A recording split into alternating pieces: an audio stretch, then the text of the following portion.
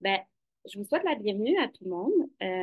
Moi, je m'appelle Kate Bouchard. Je travaille comme coordonnatrice de l'Institut Santé et Société à l'Université du Québec à Montréal.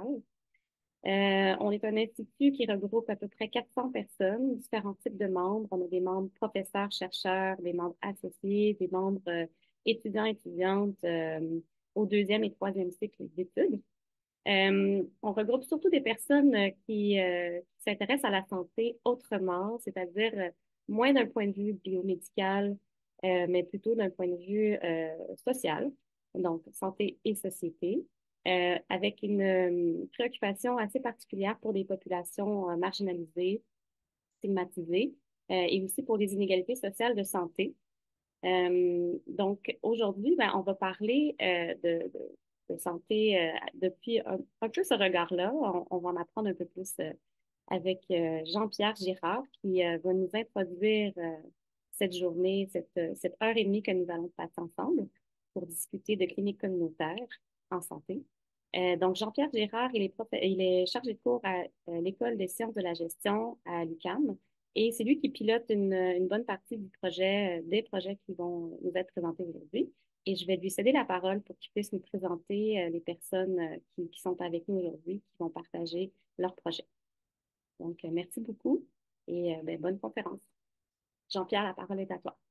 Oui, merci beaucoup, Kate, et bonjour à tout le monde. Donc, c'est un très grand plaisir d'avoir ce midi-conférence qui va débuter par une présentation de ma part pour expliquer le contexte à la fois de ces cliniques communautaires ou participatives et aussi la recherche elle-même. Et après, il va y avoir une intervention des représentants des trois organisations que je vous présente donc en rafale.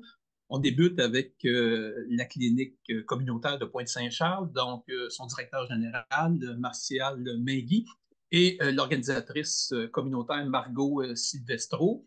On a aussi la coopérative de solidarité SABSA de la ville de Québec, donc avec Amélie Bédard, directrice générale, et Emmanuel Lapointe, qui est chargé de projet. Et finalement, on fait un petit saut du côté de la France avec Jérémy Malek-Lamy, donc de la clinique quartier santé Le Maçon, qui est située à Montpellier. Donc, une belle occasion aujourd'hui d'avoir ce regard croisé à la fois Québec-France. Donc, voilà. Et si ça va, j'ai le partage d'écran, Kate, pour mettre ma présentation. Bouge pas, ça sera pas long, excusez-moi.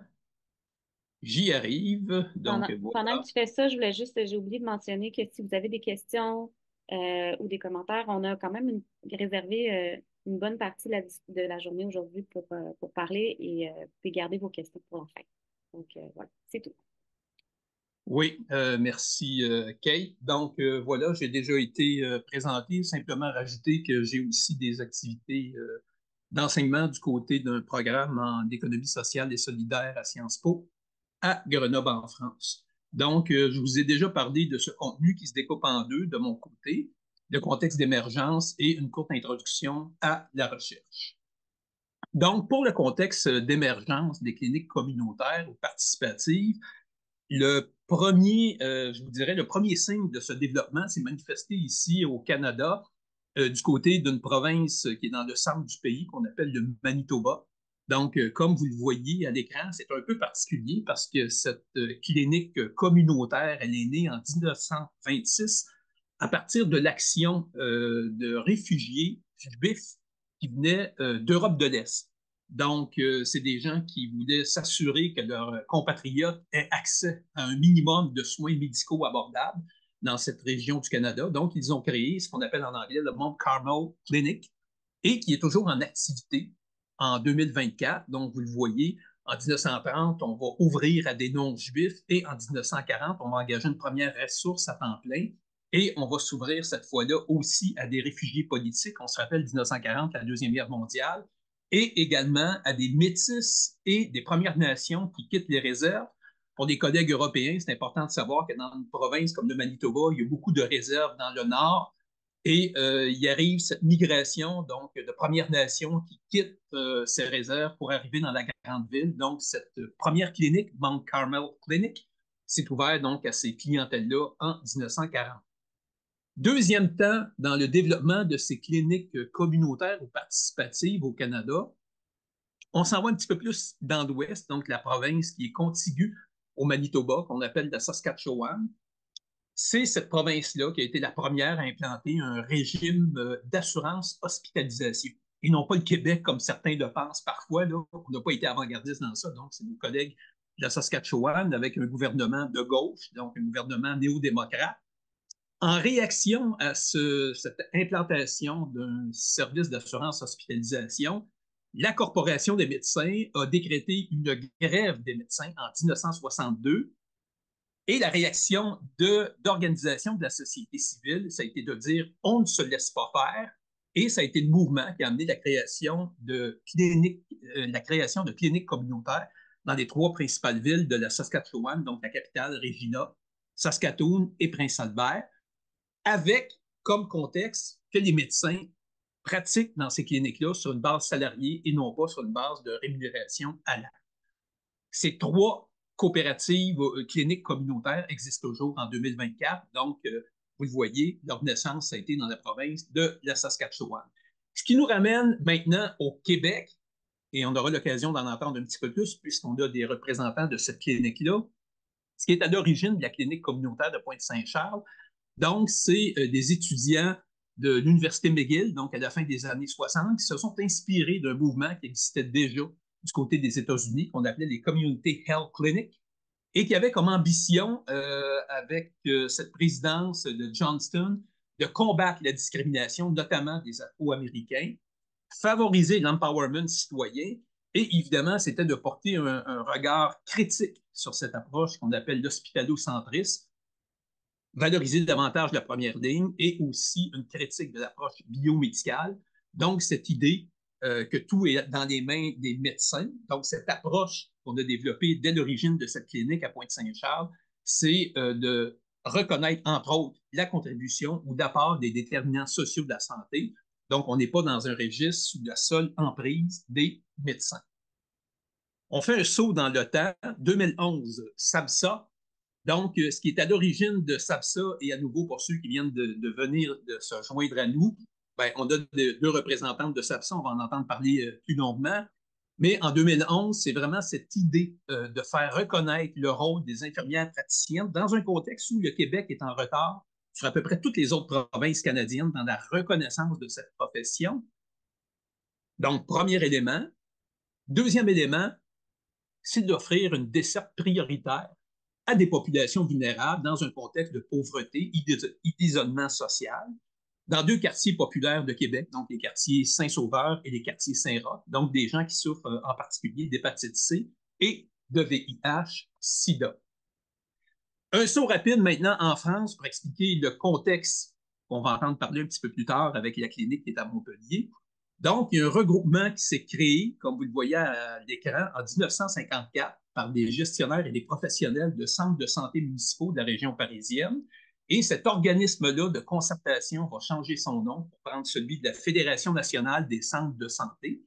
Donc, cette organisation regroupe en 2024 330 centres de santé à l'échelle de municipalités, d'associations et de mutuelles qui sont gestionnaires de ces centres. Et la raison d'être de cette organisation, faciliter l'accès à tous à des soins de santé, privilégier une approche globale de la santé des usagers et allier le soin, la prévention et l'éducation à la santé. Et c'est ce qui met aussi le contexte à cette autre clinique dont on a l'avantage d'avoir parmi nous aujourd'hui le coordinateur, donc Quartier Santé de Masson, qui est à Montpellier. La raison d'être, donc trouver une solution à un désert médical en pleine ville, valoriser d'autres métiers que la seule profession médicale. Tiens, on revient sur le terrain du SAPSA. Développer des liens forts avec la communauté et des liens avec la Fédération nationale des centres de santé que je viens de vous parler. Qu'est-ce qui est commun aux organisations que je viens de vous parler? Premier élément, une remise en question de l'hospitalocentrisme.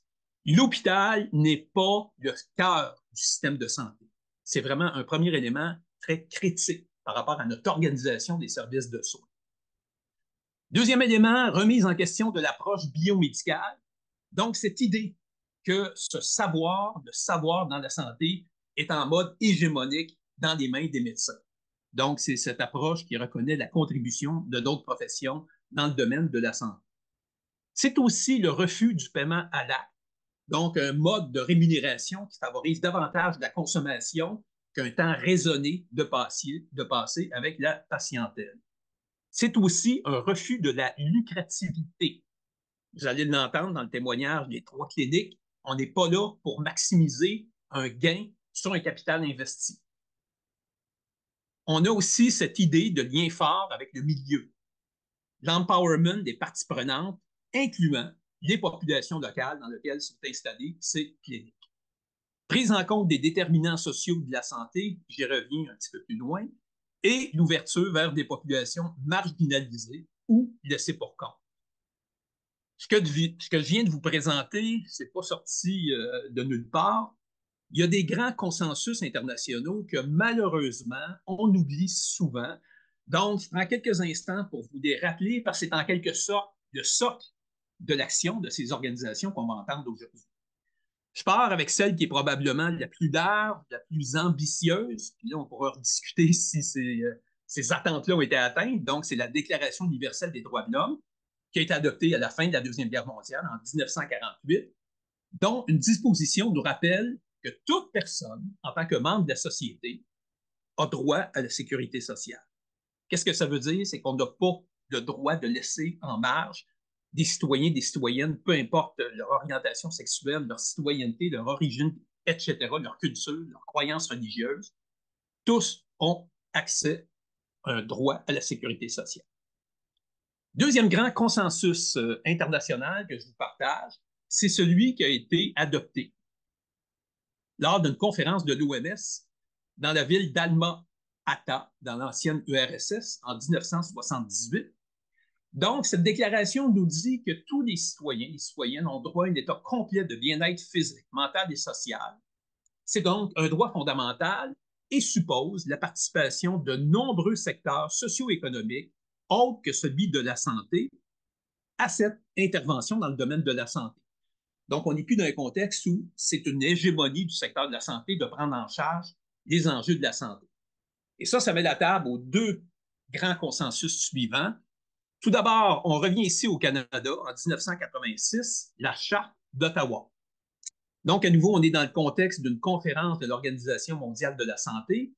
Et qu'est-ce que nous dit cette déclaration? C'est l'importance de la promotion de la santé, du renforcement de l'action communautaire.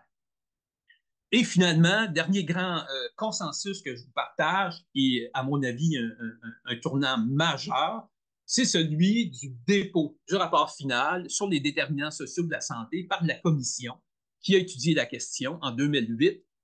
Et ce rapport-là sur les déterminants sociaux qui a été repris par plusieurs pays, c'est tout simplement de nous rappeler que les facteurs qui influencent la santé des individus, ça dépasse de loin les seuls services de santé.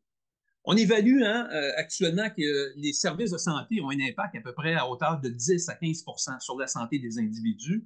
Le reste est lié à une série de données, par exemple, votre hérédité, par exemple, l'environnement dans lequel vous êtes, vos habitudes de vie, etc., etc. Donc, ce rapport-là nous rappelle que ça prend nécessairement une vision globale de la santé quand on intervient dans ce domaine-là. Ce qui m'amène au deuxième volet de ma présentation, vous dire un mot rapide sur la recherche qui est actuellement en cours et pour laquelle les 3 organisations présentes aujourd'hui ont accepté de collaborer. Donc, ce projet de recherche France, Québec, Belgique, et je le mentionnais un petit peu plus tôt, on ambitionne aussi d'intégrer éventuellement une antenne en Suisse, a comme finalité de mieux faire comprendre et documenter des cas de cliniques communautaires, incluant le virage numérique et, à terme, favoriser une concertation entre elles et, dans le meilleur cas, stimuler un changement d'échelle. Donc, qu'est-ce que ça veut dire, un changement d'échelle? C'est que ça devienne beaucoup plus significatif. SABSA, Pointe-Saint-Charles, Quartier-le-Maçon, que ça soit vraiment une référence plus systématique dans les discussions qu'on a sur notre système de santé. Quelle méthode on prend pour cette recherche? Essentiellement, c'est des études de cas qui sont rencontrées, études de cas à partir d'une revue de littérature grise, d'entrevues semi-dirigées, et également des rencontres d'échange entre des praticiens, entre des chercheurs et des acteurs terrain. Donc, une première rencontre qui va avoir lieu à Genève dans quelques semaines, le 27 mai 2024, dans le cadre du Geneva Health Forum. Et comme c'est écrit, possiblement à confirmer à Bruxelles, donc en mai 2025, si les financements sont au rendez-vous, donc une deuxième rencontre qu'il y aurait avec ces organisations. Le projet de recherche vise aussi des publications. Donc, il y a cette idée, dans un premier temps, de publier avec la collection Ressort des éditions Épure de l'Université de Reims. Mais il y a d'autres aussi opportunités de publication dans les revues spécialisées. C'est donc de donner une visibilité à ces résultats de recherche qu'on va avoir au fil des mois qui viennent. Donc, vous avez à l'écran la composition des équipes. Donc, du côté de la France, Laetitia Letillieu, Alexandrine Lapoutre. En Belgique, deux collègues de l'ULB, donc l'Université libre de Bruxelles, Céline Bayeux, Jacques Moriot. Ici, au Québec, autre moi, il y a Jean Nikema de l'Université de Montréal et Jean s'occupe en particulier du volet numérique, donc qui est, je dirais, une plus-value qu'on n'avait pas envisagé au départ, mais qu'on a intégré dans le cours de la recherche. Et finalement, du côté de la Suisse, Éric Comte, donc, qui est en lien avec l'Université de Genève. Ce qui m'amène donc à conclure ce court mot d'introduction pour laisser la parole successivement aux représentants des trois organisations que vous avez à l'écran. Et le choix de l'ordre des présentations, ça n'a rien de sorcier. C'est tout simplement un choix qui est basé sur l'ancienneté des organisations. Donc, on va débuter avec la clinique communautaire de Pointe-Saint-Charles à Montréal, 1968, donc c'est la date de création. L'organisation SABSA Québec 2011 et Quartier Santé Le Maçon à Montpellier en France en 2022. Je rappelle que c'est une courte présentation que chacune des représentants de ces organisations va faire, à peu près une quinzaine de minutes. Donc, en rappelant pourquoi ils sont nés, j'ai déjà mis un peu la table sur ça, mais aussi se dire si en 2024, cette raison d'être qu'on avait à l'origine est toujours pertinente. J'ai l'impression que ça va aller assez vite dans le cas de Quartier Santé de Maçon, compte tenu de la jeunesse de l'organisation. Donc, et je rappelle aussi, comme l'a mentionné Kate en ouverture, on va gérer une période de questions, de commentaires à la fin qui pourra inclure éventuellement le clavardage. Donc, à cette étape-ci, je vais arrêter ma présentation et laisser la suite des choses donc aux deux représentants de la clinique communautaire de Pointe-Saint-Charles, soit Martial de Meigui et Margot Silvestro. Donc, je ne sais pas qui va débuter, Martial probablement. Oui, ouais, merci. Merci Jean-Pierre. Je laisserai, on va se partager la discussion, enfin, la présentation avec Margot. On n'a pas de présentation visuelle à vous proposer. Euh, ben, je débuterai juste, je n'avais pas prévu ça, mais le petite présentation historique que tu fais, je trouve que ça nous met dans une approche très vertigineuse un peu quand tu arrives à la clinique communautaire et que tu sais qu'il y a toute une histoire derrière de mobilisation et d'implication citoyenne sur justement ces enjeux de santé et puis d'accessibilité aux services de santé. On vit ça actuellement et on va revenir à la fin de la présentation là, dans les enjeux. C'est un peu ce côté vertigineux, puis comment ne pas perdre une histoire finalement. La clinique a un engagement et puis on est en train de travailler là-dessus. Et puis le travail qu'on fait avec toi, Jean-Pierre notamment, et la collaboration qui commence à se créer met beaucoup de sens là-dessus. Je vais juste faire une rapide introduction, puis je laisserai Margot prendre la suite sur l'historique. Vraiment, Margot a une très belle connaissance de l'historique de la clinique, de sa genèse à maintenant. On est simplement, vous rappeler qui on est globalement, sans revenir sur l'histoire. On est un organisme à but non lucratif, à gouvernance citoyenne, donc organisation autonome, privée, à but non lucratif, je le répète. Notre conseil d'administration est composé des citoyens et citoyennes vivant dans notre quartier à Pointe-Saint-Charles, qui est un quartier de Montréal, quartier de 15 000 habitants approximativement. Donc, à ce jour et depuis les années 2010-2015, on est un établissement privé conventionné avec une convention récemment signée avec le ministère en novembre 2023. Notre mission est de promouvoir et de s'assurer de la pleine santé de la population de Pointe-Saint-Charles en misant sur la prévention, la défense des droits et l'engagement citoyen. On prône évidemment l'accès 100% gratuit aux soins. Et on a même une phrase qui nous suit un peu partout, c'est que la santé est un droit essentiel et collectif non négociable. Comment on fait ça? On porte, et puis Margot va revenir, je pense, là-dessus, on porte le mandat à la mission CLSC, donc Centre local de services communautaires, pour la population de Pointe-Saint-Charles. C'est nous qui portons le mandat partout ailleurs au Québec. Désormais, c'est le réseau public. Les CLSC sont désormais intégrés dans le réseau public. On est le dernier établissement autonome à but non lucratif à porter ce mandat localement avec une gouvernance citoyenne, etc. Donc, c'est ça qui nous démarque excessivement du reste des autres CLSC au Québec. Donc, très rapidement, dans les grandes lignes, les principaux services sont des services de santé publique. Donc, on porte la responsabilité locale pour Pointe-Saint-Charles de santé publique, que ce soit des actions de promotion et de prévention de la santé, des services de soins courants. Donc, on a une équipe de médecins qui fait de la médecine familiale, des services infirmiers de première ligne, encore une fois, donc des prélèvements, vaccinations, dépistage, etc., du service et suivi psychosocial, suivi en santé mentale également de première ligne, adultes et jeunesse, suivi en petite enfance et aide à la famille. On intervient également dans les écoles. Je vais dresser ça rapidement. On a une équipe de soutien à domicile pour les personnes en perte d'autonomie. Donc, on a toute une équipe, on fait du maintien à domicile. Et depuis quelques années, donc assez récemment, on a une équipe de sages-femmes. Donc, on a un service sage-femme avec un projet de maison de naissance à venir qui, pour le nommer, est un projet qui émane de la communauté, qui est une proposition des citoyens, citoyennes de notre quartier d'avoir une maison de naissance dans leur quartier, que la clinique porte ce projet-là. Donc, ça témoigne un peu de notre fonctionnement et de comment on travaille avec l'ensemble des acteurs et actrices de notre quartier. Et pour terminer, on a une équipe en développement et organisation communautaire dont Margot fait partie, qui travaille avec les citoyens, avec les groupes communautaires du quartier, travaille la mobilisation aux actions collectives communautaires, aux actions de lutte en santé et aux actions de prévention, toujours dans une démarche collaborative. Margot, je te laisserai la suite pour l'histoire et je reviendrai à la fin, moi, pour l'actuel. D'accord, merci.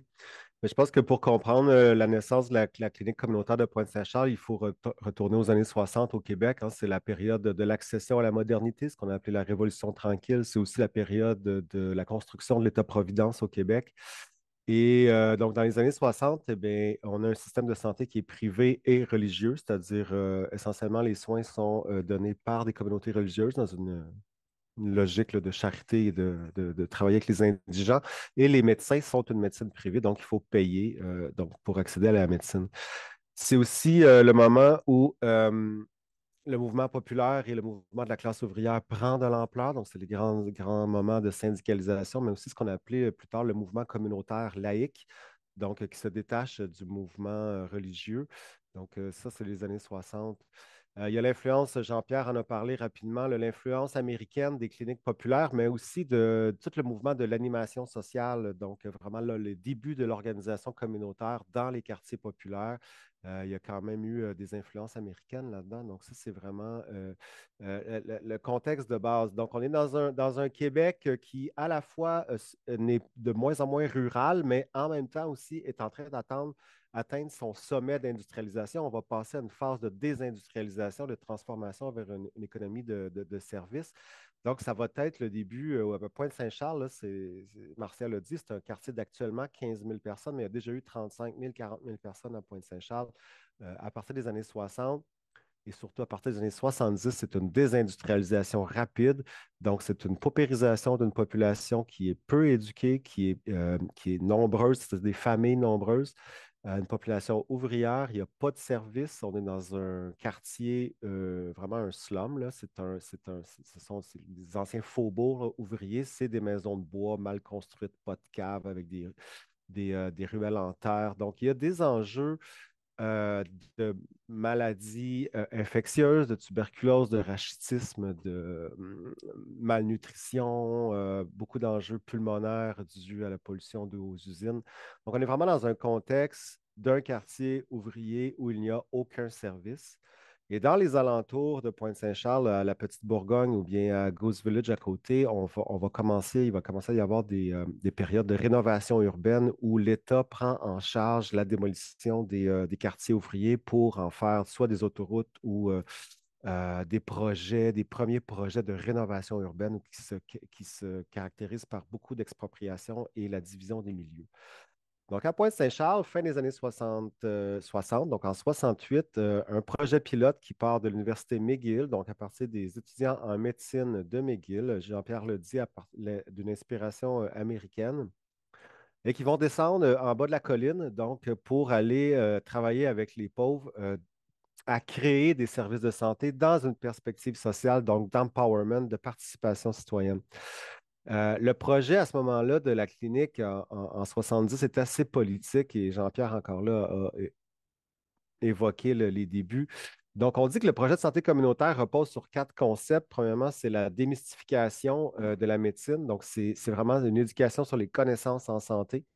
C'est une critique de la position élitiste de la connaissance médicale, les médecins comme seuls porteurs de la connaissance. Donc, il y a une idée de démocratisation de la connaissance. Une autre idée, c'est celle de la déprofessionnalisation. Donc, ça, en fait, c'est ce qu'on appellerait aujourd'hui la promotion des équipes multidisciplinaires. De dire que pour régler des enjeux de santé, ça prend différents spécialistes ou différents savoirs. Ce n'est pas que la médecine traditionnelle qui va être capable de, quand je dis traditionnelle, je dis occidentale, scientifique, là. Ce n'est pas que ça qui va être la façon de régler un problème de santé, mais on va faire appel à des équipes. Ça va notamment faire l'apparition des services sociaux, des spécialistes psychosociaux, donc là-dedans. Un autre concept, c'est la démocratisation. Donc, en fait, c'est vraiment d'accroître la capacité des populations locales à prendre en charge leurs propres problèmes de santé, leurs propres priorités, avoir une capacité de contrôle sur les choix en santé.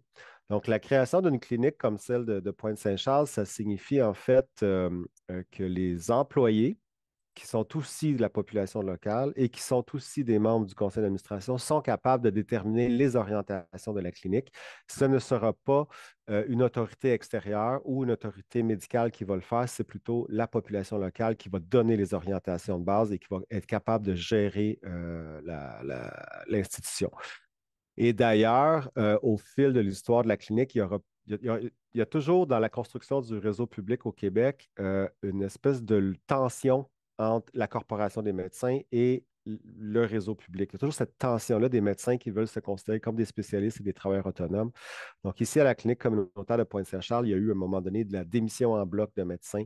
Il y a eu des tentatives du conseil d'administration de contrôler les médecins, de défaire leur orientation privative. Le dernier concept à la base du projet de santé communautaire en 70, mais tout ça, c'est encore d'actualité aujourd'hui, c'est la démédicalisation. Donc, c'est la prise en compte des déterminants sociaux de la santé. Autrement dit, l'environnement politique, social et physique a une grande part dans les enjeux de santé. Autrement dit, avoir accès à une nourriture saine, avoir accès à un logement sain et salubre et assez grand, avoir des conditions de travail satisfaisantes et sécuritaires sont des éléments qui sont aussi importants que la médecine curative. Donc, c'est toute l'approche de la médecine préventive ou de l'approche préventive qui va donner la naissance de la santé publique au Québec un peu plus tard, là, des directions de santé publique qui vont travailler beaucoup sur la prévention plutôt que sur le curatif. Donc ça, c'est le projet en 70.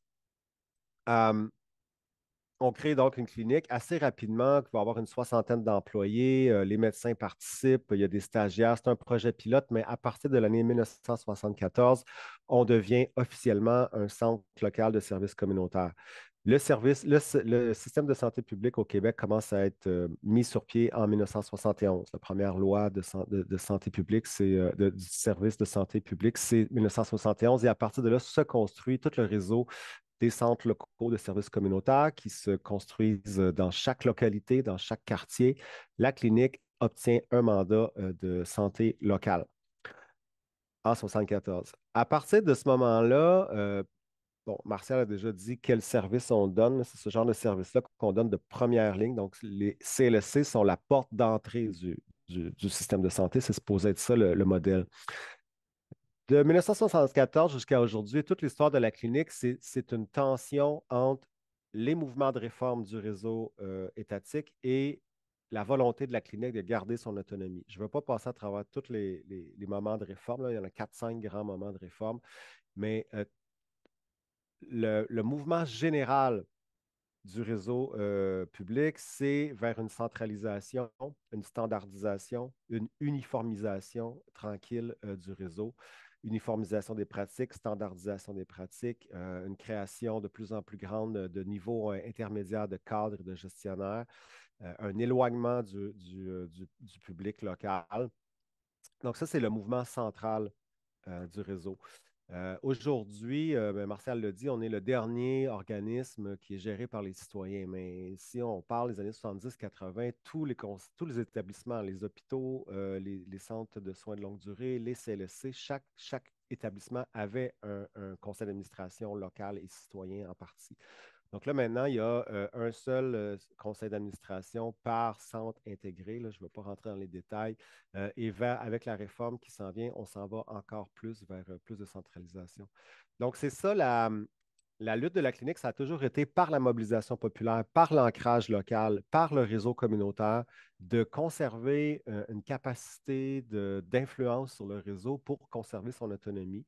Et bon, on ne va pas entrer dans les détails, mais je dirais que cette tension-là n'est pas facile parce qu'on est une petite institution d'une centaine d'employés face à un réseau de la santé qui compte aujourd'hui à 495 000 employés. Donc, on a toujours eu on est dans une phase de résistance à la centralisation. On réussit à conserver des éléments d'autonomie. La dernière convention de financement qu'on a signée avec Martial il y a quelques mois garantit encore une forme d'autonomie pour la clinique, garantit notre conseil d'administration citoyen. Donc, on a eu cette capacité-là. Pour terminer, juste dire, avant que je repasse la parole à Martial, juste dire qu'on est dans une autre réforme de santé là, au Québec actuellement qui est en cours. C'est le plan santé du gouvernement actuel qui veut créer une espèce d'agence supposément indépendante qui va s'occuper de l'opérationnalisation des services. Quelle est la place de la clinique et d'un projet communautaire comme un autre là-dedans? Ce qu'on peut dire, c'est qu'actuellement, le projet de loi adopté, le projet garantit notre existence parce que nous sommes devenus, selon leur jargon, un établissement privé conventionné. Nous sommes un établissement sans but lucratif. On est conventionné par le ministère, on reçoit un financement indexé. Et puis, dans certaines règles de financement, nous sommes reconnus comme des exceptions et des partenaires. Donc, pour l'instant, ça ne nous touche pas vraiment. Mais le diable est dans les détails. Donc, en fait, on a des incertitudes quant au financement des programmes, quant à les modes de reddition de comptes, comment va se faire le mouvement du personnel dans les prochaines années. Donc, tout ce genre de choses, ça nous laisse encore dans l'incertitude. Mais pour terminer, donc 55 ans après sa création, la clinique communautaire a encore sa part d'autonomie, encore sa capacité de décider comment elle va mettre en place ses services, encore une capacité d'appliquer les programmes à sa façon. Et on met énormément l'accent sur le travail de prévention à travers l'équipe de planification et développement communautaire. Je pense que j'arrêterai là, puis après ça, ben, il y aura peut-être des questions. Je vais repasser la parole à Martial. Merci. Merci Margot. Je vais y aller rapidement sur la situation actuelle. Et puis quand je disais que c'était un peu vertigineux, l'histoire est vertigineuse. Et puis je pense que ça nous rappelle le devoir un peu de mémoire, je nommerais ça comme ça. Mais juste personnellement, je suis arrivé en poste il y a seulement 2 ans. Il y a beaucoup de personnes engagées à la clinique qui ne sont plus à la clinique. Donc ça va vite de perdre un petit peu le fil de tout ça et de perdre pourquoi, le sens de ce mouvement-là. Et ça a été les questions de ces 2 dernières années. En tout cas, moi, c'est ça que je ressors beaucoup, c'est le pourquoi, le sens de la clinique. Est-ce qu'on a toujours une communauté avec nous pour porter ça? Puisque dans les différentes luttes à travers ces différentes années, ce qui a fait la différence, c'est l'engagement, la communauté, les citoyens qui se sont mobilisés pour défendre cette clinique autonome. Situation de post-pandémie, pandémie, post-pandémie. Est-ce qu'aujourd'hui, on a toujours des citoyens, citoyennes qui comprennent ce qu'est la clinique, c'est quoi, qu'est-ce que ça fait du sens? On veut un accès rapide à des services de santé. Souvent, la demande, c'est un accès à un médecin. Ça reste quand même la demande principale. Donc, ça a été notre questionnement ici. Juste rapidement, donc, on parle de pandémie. Ça a quand même marqué les dernières années de la clinique comme tout le monde. On s'est retrouvé avec des interventions, et c'est encore le cas aujourd'hui, on essaie de s'en sortir, qui sont centrées sur les soins, qui sont centrées sur le bobo, avec beaucoup moins de place à la prévention, beaucoup moins de place à la promotion, à l'engagement citoyen, et ce qui nous définit et ce qui nous différencie le plus. Beaucoup de travail plus cloisonné de façon individuelle, mais à l'interne même de la clinique, là, entre partenaires et à l'interne même de la clinique, chacun était concentré beaucoup plus sur sa tâche, et je crois que la pandémie a été un peu un catalyseur de tout ça. Ça a aussi amené un contexte de pénurie de main-d'œuvre. On le sait qu'il y a eu beaucoup de professionnels qui ont fui le réseau public de la santé pour différentes raisons, notamment suite à cette période pandémique. On n'a pas été épargné par tout ça. Et un écart majeur aussi qui a entraîné, donc on s'est retrouvé dans une situation avec une fuite des professionnels et puis de la difficulté vraiment à en attirer des nouveaux. Notamment sur un écart majeur qui s'est installé sur les conditions de travail entre la clinique avec le réseau public et d'autant plus avec le réseau privé qui prend de plus en plus de place. Et on sait que les professionnels partent dans les agences privées, par exemple, pour des conditions de travail qui sont plus favorables. Donc, c'est vraiment cet écart-là aussi dans lequel on navigue et on navigue encore. Un quartier changeant, on le sait à Montréal et puis dans beaucoup de grosses villes, là, on vit de l'embourgeoisement, de la gentrification. On n'est pas épargné à Pointe-Saint-Charles non plus, mais on a toujours une partie de notre population qui est une partie de population particulièrement vulnérable, mais avec un clivage qui se crée de plus en plus aussi entre des personnes beaucoup plus favorisées à différents niveaux pour différents facteurs et cette population plus vulnérable. C'est comment on arrive à rejoindre tout le monde parce qu'on veut un accès universel, équitable, inclusif. Mais comment on met un accent particulier sur cette personne de vulnérabilité? Jean-Pierre, on s'est rencontrés sur la question de la numérisation et le côté numérique de la clinique, mais le numérique crée parfois un obstacle important pour certaines populations et il faut en tenir compte. Margot l'a bien dit, on est le dernier CLSC au Québec. Tous les autres CLSC sont gérés par des énormes entités qui sont les SUS, les C3S. On a une charge, on a des obligations qui arrivent une charge administrative qui alourdissent énormément notre travail au quotidien sans les équipes, sans les spécialisations qu'on devrait avoir plus administratives, qui un peu nous étouffe petit à petit aussi également. On parle ici de financements qui sont de plus en plus ciblés avec de la reddition de comptes. On parle de normes qualité aussi également qui sont essentielles, mais qui alourdissent quoi qu'il arrive la gestion puis le travail des professionnels puisqu'on s'engage tout le monde à tous les niveaux. Et pour terminer là-dessus, sur un peu le constat actuel, c'est une place de plus en plus assumée du privé lucratif en santé, ça on l'a nommé, et puis je pense que la dernière réforme ouvre davantage ces portes-là, et un message clair de notre gouvernement concernant cette centralisation. Ça nous rend de plus en plus à contre-courant, en sentant qu'on est le seul établissement gérant le CLSC comparativement à tous les autres.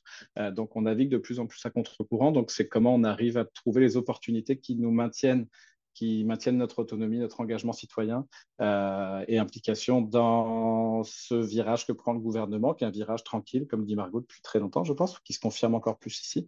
Mais comment on arrive à sortir du lot et à démontrer qu'on fait un travail qui est de qualité, davantage de qualité, même en impliquant les citoyens, puisque le but de la clinique, c'est de redonner le pouvoir aux citoyens en matière de santé sur leurs propres conditions de santé.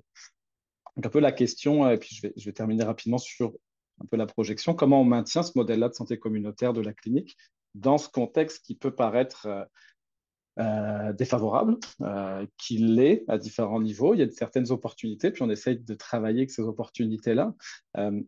Fort de tous ces constats, on a entamé un exercice de planification stratégique l'année dernière qu'on a validé et que notre conseil d'administration et notre assemblée des membres a adopté en juin 2023.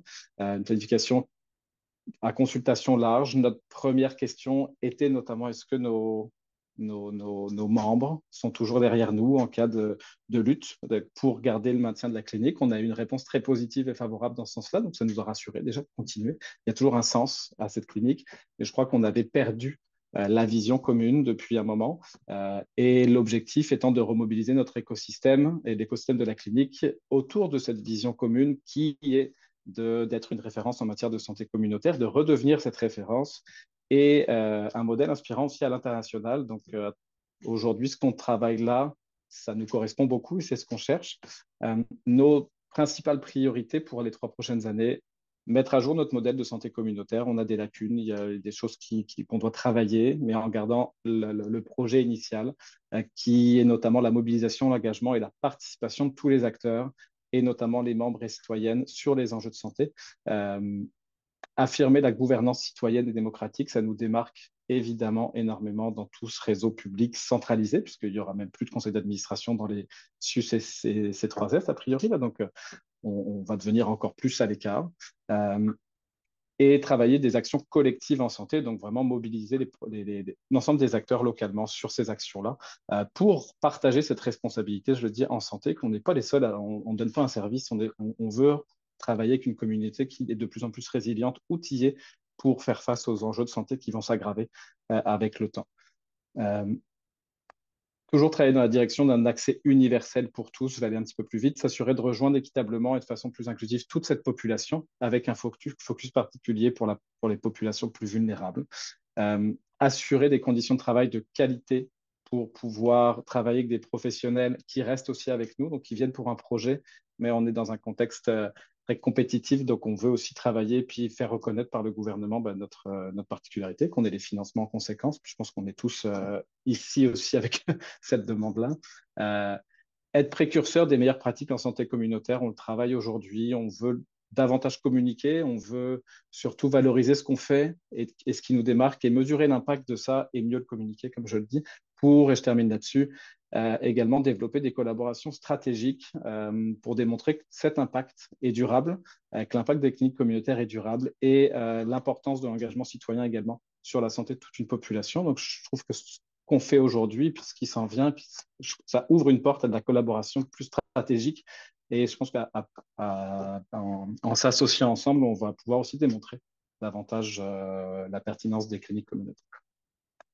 Ça conclurait un peu le point pour parler. Merci beaucoup, Martial et Margot. C'était tout un défi de couvrir 55 ans en 20-25 minutes. Il est pratiquement 13h15. Je vais juste rappeler qu'il y a 2 autres présentations et on veut se garder quelques instants pour des commentaires, des questions à la fin. Autrement, ça va juste être une discussion entre nous. Donc, juste peut-être pour les 2 prochaines interventions, garder un petit œil sur l'avancement du temps pour être en mesure d'avoir un peu de moments d'échange avec les participants. Donc, on va enchaîner, comme je l'ai dit en début, là, et les questions vont arriver à la toute fin pour éviter qu'on coupe le temps de présentation. On enchaîne donc, on s'en va, on part de Montréal et on s'en va à Québec. Donc, on prend l'autoroute 20 et l'autoroute 40, on s'en va dans la vieille capitale. Et cette fois-ci, donc, on entend les 2 représentantes de SABSA, donc Amélie Bédard, sa directrice générale, et Emmanuel Lapointe, chargée de projet. La parole est à vous, on vous écoute. Bonjour, merci de l'invitation. Je suis Amélie Bédard, la directrice de la coopérative de solidarité SABSA. Je suis avec Emmanuel Lapointe, qui est chargé de projet à SABSA depuis plusieurs années. Donc, on va essayer d'y aller rondement parce que nous autres aussi, on a pas mal de choses, mais évidemment, on n'a pas 50 ans d'histoire. Dieu merci. Merci à nos prédécesseurs. C'est très inspirant. Très inspirant là, comme présentation. Alors voilà, je laisse Emmanuel faire la ligne du temps là, de nos dernières années de vie. Dans le fond, puis Jean-Pierre nous connaît bien aussi. Je pense qu'il nous suit depuis 2014. Donc, l'année de création date de fin 2011 pour SABSA. C'est 5 personnes à la base qui ont fondé la clinique, dont des infirmières, un travailleur social, une intervenante psychosociale, qui se sont sentis, dans le fond, interpellés là, devant je dirais le manque de continuité pour les services dédiés à l'hépatite C, pour le traitement de l'hépatite C. Pour les clientèles plus vulnérables, les différents services de santé associés étaient morcelés dans le système, ce qui faisait en sorte que la clientèle la plus vulnérable était souvent en échec, dans le fond, dans l'accessibilité à ce traitement-là. Puis, les gens fondateurs étaient témoins de l'ampleur de cette épidémie-là auprès de la clientèle plus vulnérable. Fait qu'ils ont voulu créer un modèle qui permettait, dans le fond, d'intégrer tous les services requis là, pour traiter la personne de A à Z. Donc, du dépistage au suivi post-traitement. Puis, à la base, c'est des personnes qui ont navigué dans le système autant institutionnel que communautaire, qui avaient pu voir un peu les bons coups, les moins bons coups là, dans chacun de ces milieux-là. Puis, le choix d'être une coopérative de solidarité, c'était vraiment un choix d'avoir un fonctionnement démocratique, de pouvoir aussi permettre d'avoir de l'espace pour que les gens utilisateurs puissent avoir leur voix et que les travailleurs aussi fassent part, dans le fond, partie prenante dans le fond des décisions là, en siégeant majoritairement sur le conseil d'administration. Donc, pour dire que, dans le fond, ça a fonctionné bénévolement jusqu'en 2013, fin 2013. Ça fonctionnait, dans le fond, à temps partiel, dans le sens que c'était les professionnels, les infirmières qui avaient ouvert un petit local là, dans le quartier Saint-Sauveur où une ou deux journées par semaine offraient des plages pour recevoir les personnes, pour les traiter en hépatite C. Il y a eu quelques contributions du pharmaceutique, dans le fond, qui ont permis de payer le local, payer une partie de l'intervenante, mais sinon, les infirmières étaient bénévoles là, à ce moment-là. Pour vous donner une petite idée de l'évolution aussi, là, en 2013, les revenus annuels représentaient 61 000 euh, On a eu, nous autres aussi, l'occasion d'expérimenter un projet pilote de clinique de proximité de soins infirmiers. C'est vraiment ce qui a fait en sorte que la clinique a pu là, émerger puis pouvoir élargir là, son offre de services. C'est la FIC, la Fédération interprofessionnelle de la santé du Québec, qui souhaitait, dans le fond, mettre de l'avant des modèles de cliniques infirmières, qui avaient entendu parler de la clinique aussi. Donc, il y a eu un bon timing, je dirais, pour que l'association se fasse entre les deux organisations. La FIC a décidé de soutenir financièrement la clinique à hauteur de 150 000 pour pouvoir embaucher une infirmière praticienne spécialisée à temps plein et offrir une clinique de proximité là, qui couvrait, dans le fond, du lundi au vendredi, là, des plages horaires comme ça, avec et sans rendez-vous. Tout ça était associé aussi à l'Université de Montréal, à l'Université Laval, avec une équipe de chercheurs qui documentait, dans le fond, notre modèle, mais aussi d'autres modèles de cliniques, dans le fond, ou de soins où l'infirmière était mise de l'avant là, dans ces modèles-là. Donc, on a pu déménager la clinique, ouvrir, là, comme je le disais, du lundi au vendredi, mais surtout aussi offrir des soins de première ligne, dans le fond, à la population vulnérable. On avait à ce moment-là priorisé les gens qui habitaient les quartiers centraux, Saint-Roch, Saint-Sauveur, et on priorisait aussi les personnes qui étaient sans médecin de famille.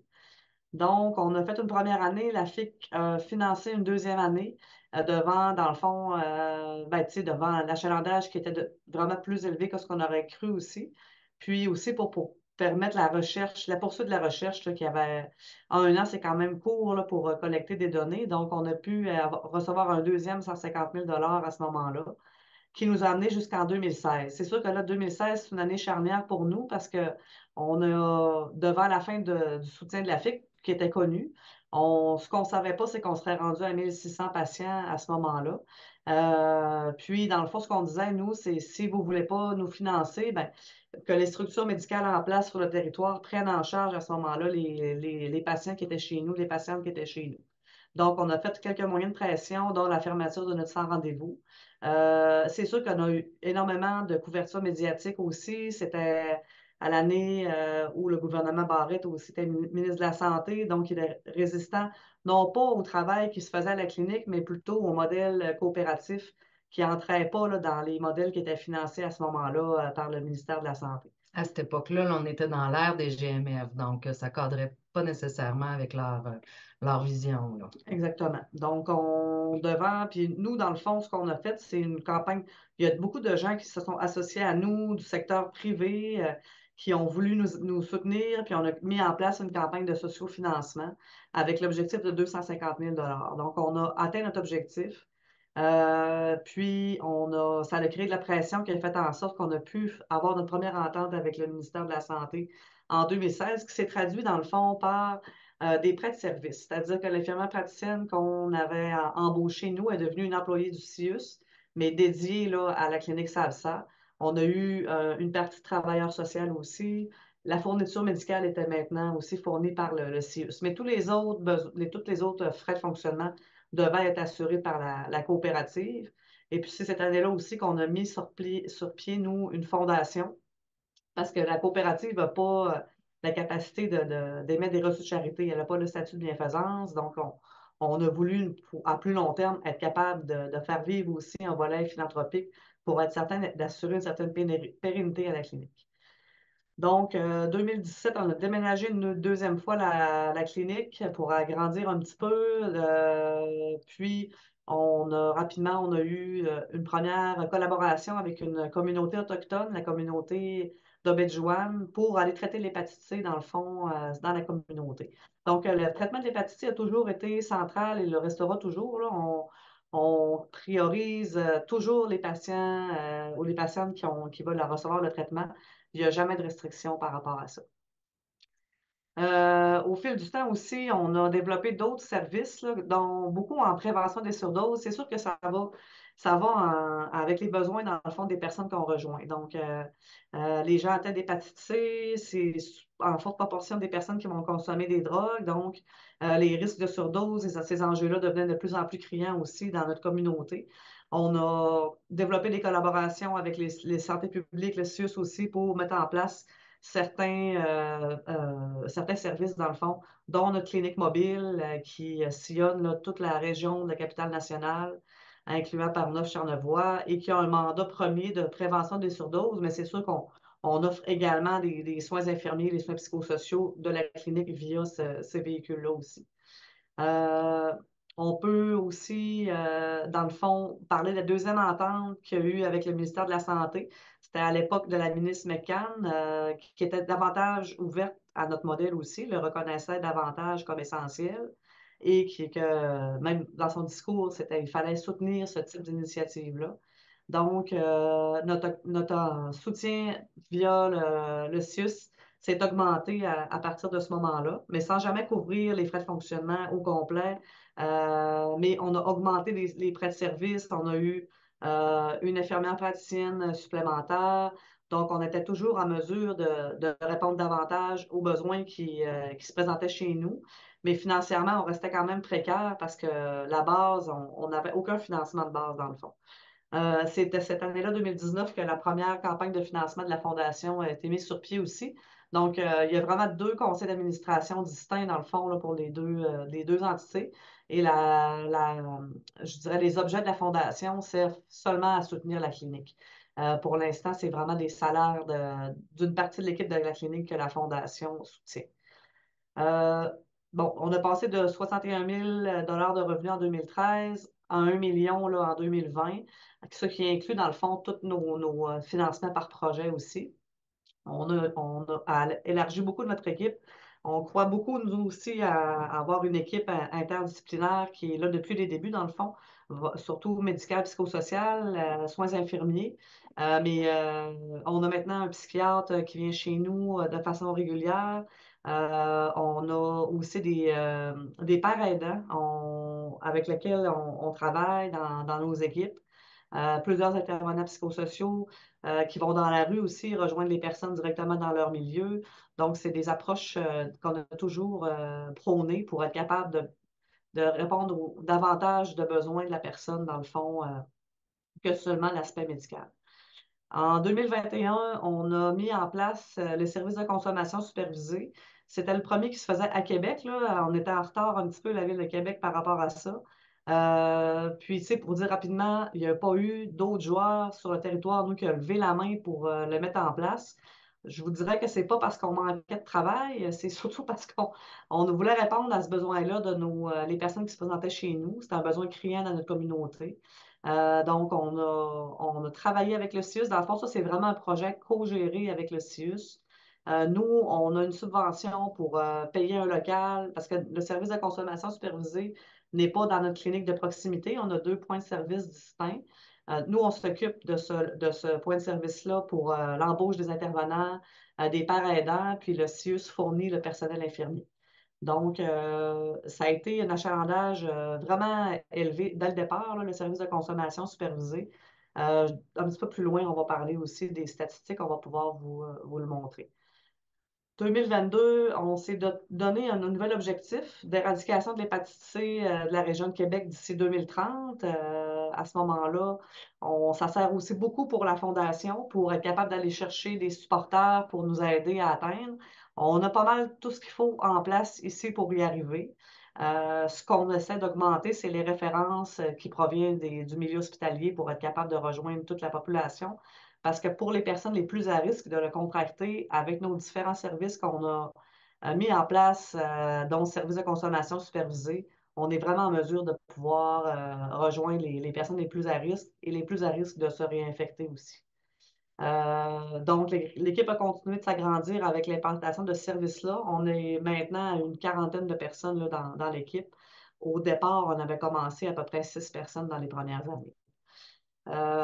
Dernier service qui s'est implanté en 2023, qui va en continuité avec ce qu'on a fait jusqu'à maintenant, c'est le service de vérification de substances, toujours dans une optique de prévention des surdoses, qui vient se joindre, dans le fond, via notre clinique mobile et qui permet d'aller se promener sur le territoire pour pouvoir offrir aux personnes qui consomment la possibilité de vérifier leurs substances, s'assurer peut-être une meilleure qualité ou en tout cas de pouvoir agir en prévention là, au niveau de cet enjeu de santé publique-là.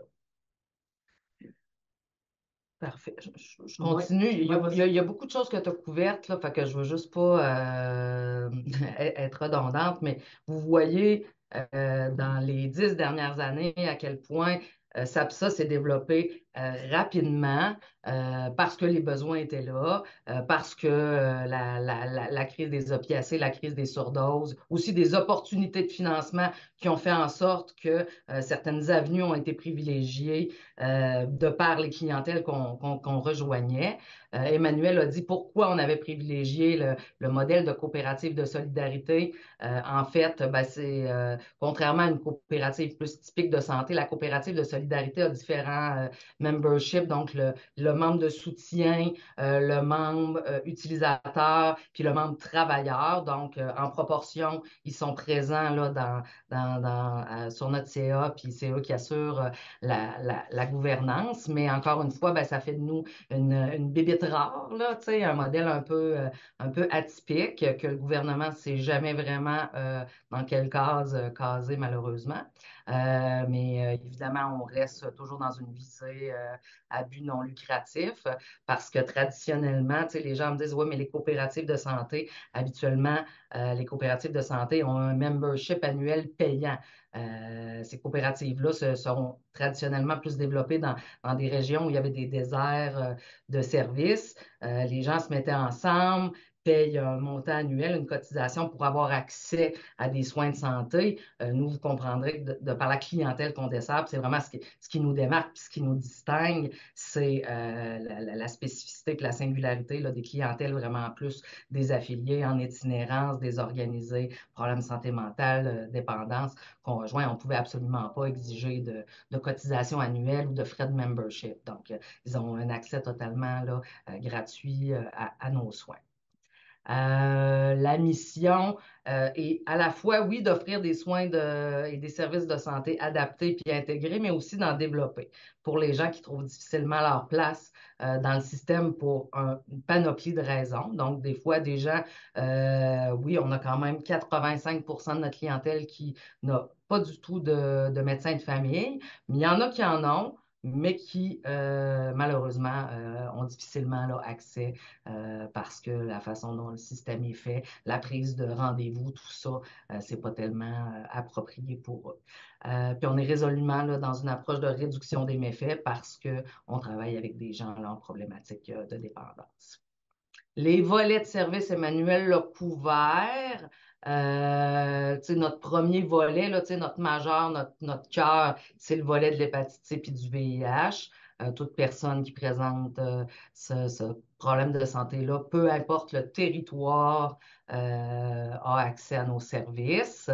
La clinique de proximité, c'est le rendez-vous et le sans rendez-vous. Et le sans rendez-vous, comme on se plaît à dire, qui est un vrai sans rendez-vous. Hein, tu n'as pas besoin de réserver ta plage horaire 2 jours d'avance pour te présenter chez nous dans l'après-midi. Donc, à 1 heure, les gens font littéralement la file sur le trottoir avant de pouvoir s'inscrire. Le volet de la clinique mobile qui est plus en prévention des surdoses, mais l'unité mobile a à son bord des intervenants, une infirmière, père aidant, donc peut aussi faire de la vaccination, du dépistage et maintenant plus récemment de la vérification de substances, puis le service de consommation supervisée qui est un point de service en lui-même et qui attire énormément de gens.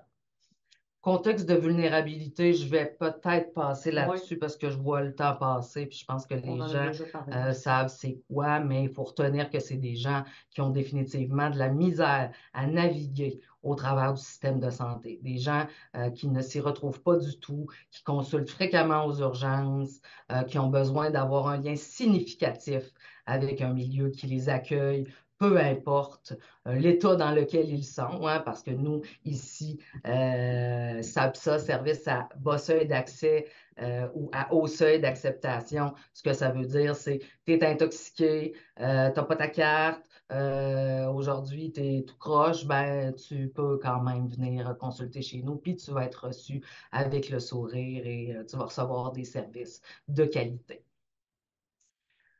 L'intersectionnalité, je vais passer là-dessus.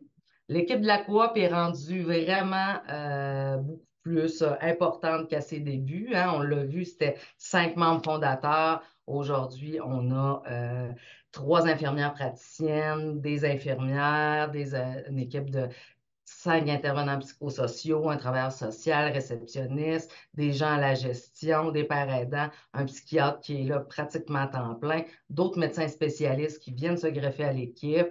Donc, on a vraiment une super belle équipe. On est très fiers de ça. Moi, je suis partie. C'est correct. On a pas mal dit aussi, là, les infirmières en première ligne, ben, je vais y aller rapidement là-dessus aussi. C'est vraiment le rôle pivot, là. C'est souvent la porte d'entrée, je vous dirais. Elles, puis les intervenants psychosociaux qui vont être les portes d'entrée pour les autres différents services offerts par certains spécialistes aussi. Donc, nous, on a pu vraiment bénéficier, profiter, je dirais, du rôle élargi des infirmières praticiennes. C'est ce que notre projet pilote nous a permis aussi de démontrer à quel point on était capable de répondre à une multitude de besoins de santé sans nécessairement avoir besoin de se diriger vers un médecin. Un des rapports de recherche démontrait que 95% des cas étaient gérés, dans le fond, dans notre clinique, sans avoir besoin d'être référés ailleurs. Donc, ça montre la capacité puis les compétences là, de ces professionnels-là aussi. Donc, puis qui font beaucoup de prise en charge. Hein. C'est, oui, pour des besoins ponctuels, mais nous, à l'heure actuelle, 5000 patients qui peuvent être suivis au long cours. Donc, c'est quand même assez intéressant comme formule. Oui. Je vais me permettre, juste parce qu'il y a encore une présentation, je suis vraiment désolée, c'est tellement pas par manque d'intérêt, puis c'est juste parce que j'ai peur que les autres personnes n'aient pas assez de temps. Mais s'il y a des choses que vous n'avez pas dites et que vous voulez absolument en parler, on vise 15 minutes non, mais j'allais dire d'en glisser un mot à la fin dans la période d'échange. Ou si vous voulez conclure super rapidement, mais je veux pas vous amputer des idées super intéressantes à partager. Je veux peut-être juste les garder pour la fin, pour la discussion. Ça serait ma proposition. Est-ce que ça vous va? C'est une excellente proposition. Écoute, je passe sur le bon. On l'a dit, le rôle important des intervenants, je veux dire, toute la portion psychosociale, père aidance, les statistiques, 5000 patients inscrits à ce jour, 4000 consultations annuellement, c'est simplement pour montrer que le besoin est criant, puis les personnes bénéficient de beaucoup de services. Défis et enjeux, on va conclure là-dessus. Évidemment que nous, ce qu'on a constaté, puis ce qu'on constate à tous les jours, c'est à quel point les inégalités sociales et de santé sont présentes.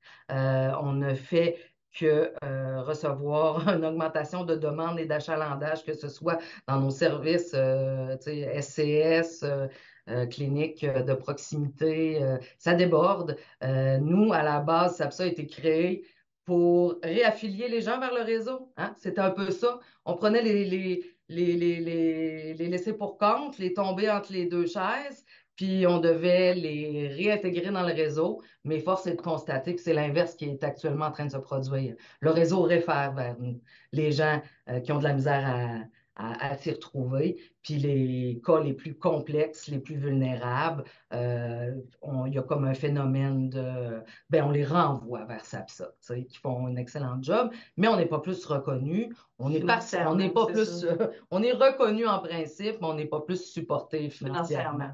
Donc, on se débat toujours un peu avec des financements accordés sur des courte période, des rééditions à n'en plus finir. Il faut toujours faire des demandes renouvelées. On a évidemment des enjeux de recrutement et de rétention de personnel, comme je pense que tout le monde va vivre dans les prochaines années, de par la clientèle aussi qu'on rejoint. Ça prend des profils atypiques, des gens qui sont bien formés, qui sont motivés. Et voilà. Y a-t-il autre chose qu'il aurait fallu dire? Je pense pas. En tout Écoutez, on cas, manque de temps. Désolé, on manque c'est cruellement pas de temps. grave. Oui, ben, c'est un petit peu délicat parce qu'on a un invité de la France. C'est pour ça que. Mais oui, on va y Ouais, ben laisser là, toute la place. ouais, ben, il reste plus beaucoup de temps, donc c'est malheureux, mais je dois vous dire qu'il est 13h37 et nous, comme on a prévu, terminer à 14h.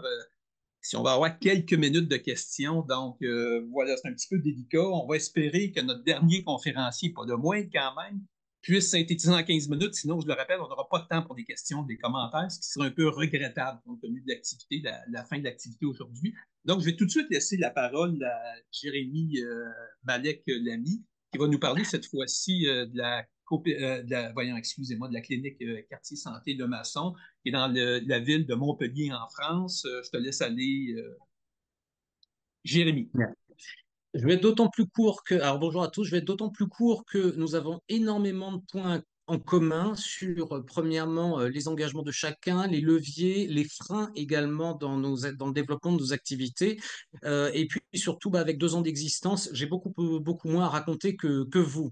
Très très rapidement, donc, puisqu'il me reste 10 minutes, un quart d'heure, je ne vais pas vous faire l'histoire de la santé communautaire en France, d'abord parce que je ne la connais pas très honnêtement, en tout cas dans ses détails, mais elle est arrivée à peu près dans les années 80 et notamment à travers le VIH-Sida, effectivement. Et aujourd'hui, on a des centres de santé communautaire en santé sexuelle qui existent en France, comme il existe depuis à peu près les années 90, la santé communautaire qui s'est développée dans les quartiers populaires, les quartiers aujourd'hui qu'on appelle quartiers prioritaires de la ville, qui sont des quartiers classés en fonction du revenu médian des habitants et puis donc d'un niveau de pauvreté relativement élevé. Pour vous parler de quartier santé Le Maçon, c'est une idée qui est arrivée un soir autour d'une pizza avec 2 personnes, dont mon mari qui est infirmier, et on s'est dit que moi je suis travailleur social de formation et on s'est dit mais mince on a cette façon de travailler en France qui est très en silo, chacun son métier, chacun sa profession, chacun son domaine, et en fait, on ne se croise vraiment jamais. Et on s'est dit, pourquoi pas essayer de travailler ensemble. C'est comme ça qu'est née cette idée de centre de santé. Puis après, on s'est dit, quand même, le premier concerné, c'est le patient. Ce sont les habitants, ce sont les gens qui habitent un territoire. Et comme nous, ce qui nous intéresse, c'est d'aller nous installer dans un quartier prioritaire de la ville, donc un de ces quartiers populaires, on s'est dit il faut absolument qu'en priorité on aille voir ces gens. Ça, c'est plutôt mal tombé dans le timing, puisqu'en fait, la Covid est arrivée, donc on a pris pas mal de retard sur notre organisation, mais en tout cas, on a commencé ce travail en communauté en allant voir déjà sur un territoire qui était composé de 6 quartiers, dont 2 de ces quartiers prioritaires au sud de la ville de Montpellier, et on a commencé à aller rencontrer un peu tout le monde, que ce soit les habitants, mais on y est revenu aussi à la fin de notre étude en début 2022. Ça a été aussi les professionnels. Alors, chez nous, on dit libéraux, hein, c'est-à-dire autonomes, indépendants. Je ne sais pas comment vous les qualifiez de l'autre côté de l'Atlantique, mais les professionnels, donc libéraux. Allez voir également tous les acteurs associatifs, publics et parapublics du territoire sur lequel on menait notre étude. Et puis, ça nous a permis de monter un projet de santé, donc avec la population qu'on a pu également rencontrer et sonder, et puis l'ensemble de ces structures qui aujourd'hui deviennent peu à peu des partenaires. Alors, comme vous tous, évidemment, on est une association. Nous, en France, on a les associations Loi 1901 qui séparent l'État laïque de l'État, enfin comment on appelle ça, de la religion, pardon. Donc, de loi 1901 à but non lucratif. Donc, on s'inscrit pleinement dans l'économie sociale et solidaire. Et c'est là que ça coince en France, puisque en termes de financement, on est très lié au paiement à l'acte. C'est-à-dire que le système libéral fait, et aujourd'hui, les libéraux sont en pleine renégociation conventionnelle, et c'est c'est assez fatigant de voir que ça n'avance pas parce qu'il y a vraiment ce paiement à l'acte qui est prioritaire sur tout. Donc malheureusement pour nous, il est très très compliqué à ce stade et aujourd'hui dans notre petite histoire de mener les actions qu'on voudrait monter alors qu'on sait qu'il y a un grand besoin, on a des tas d'envies. Je vous ai pas parlé de notre équipe, mais très rapidement, nous avons deux médecins généralistes, nous avons également une sage-femme échographiste qui fait du soin gynéco et puis qui développe aussi les IVG médicamenteuses qui sont très très demandées. Très très demandé. Nous avons deux personnes à l'accueil. Alors, elles se nomment un peu comme elles. Moi, enfin, on est vraiment dans cette approche aussi de chacun se nomme dans son statut comme il le souhaite et développe effectivement cette relation de confiance que j'ai vu apparaître dans un slide là, vraiment importante puisque l'accueil est très important dans nos cliniques et nos centres de santé. Ça, on ne va pas en débattre, vous le savez autant que moi. Aujourd'hui, là où nous pêchons, c'est que notre structure est donc financée quasiment totalement à l'acte. Je fais très très court, hein. Et donc c'est vraiment un énorme frein puisque on ne peut pas développer les actions de prévention comme le souhaiterait puisque nous n'avons pas effectivement de financement assez conséquent pour pouvoir faire autrement que du partenariat. Alors c'est très très intéressant, hein, le partenariat, et c'est vrai que ça demande beaucoup d'énergie. Mais c'est vrai que c'est aussi compliqué de développer du partenariat quand on n'a pas le temps parce qu'on doit gérer aussi. Je ne sais plus qui disait, je crois que c'est Martial qui disait vous étiez au Québec de plus en plus surchargé d'administration. Viens en France, tu vas voir, c'est pas mal non plus. Donc voilà, on est très contraint finalement par un système qui n'est pas adapté du tout à nos pratiques. Et je sais que là, ce soir, il y a plusieurs représentants de centres de santé communautaires qui sont entrés dans une expérimentation qu'on appelle ici des articles 51 de financement de centres communautaires. Aujourd'hui, ils ont des leviers alors, je ne peux pas me prononcer parce qu'on n'est pas dans cette expérimentation, mais en tout cas, ils ont des leviers aujourd'hui qui leur permettent de sortir de ce paiement à l'acte. Et c'est bien là aujourd'hui, nous, ce qu'on essaye de faire, c'est de faire évoluer ce mode de financement qui ne correspond pas. Mais sur le reste, pour être très très court, on est tous entièrement d'accord et je pense qu'on a tous cette volonté effectivement d'ouvrir nos structures à la gestion communautaire. Dans cette histoire, moi, j'ai beaucoup travaillé dans d'autres, enfin, une vie engagée par ailleurs dans la démocratie participative. Et donc, on essaie de le mettre en place, mais on est en France sur un système de santé où on a fait malheureusement du patient un consommateur et non plus un acteur de sa santé. Donc, on sort les rames, on revient de loin et on recrée cette relation. On essaye de repositionner le patient comme le premier acteur. De sa santé en alliant donc la promotion, la prévention, le curatif si nécessaire et la coordination autour du patient. Il est 43, je laisse la parole pour le dernier quart d'heure aux questions. Wow, Wow! Jérémy, tu as remporté la course, bravo! Quel esprit de synthèse! N'imaginez C'est pas que vrai j'ai tout que, dit, hein. ouais, c'est ça. Avec 2 ans, c'est un peu moins long que nos collègues parce qu'on aurait pu aller beaucoup plus en détail sur, évidemment, le contexte dans lequel tu es. Kate, tu veux gérer la période de questions?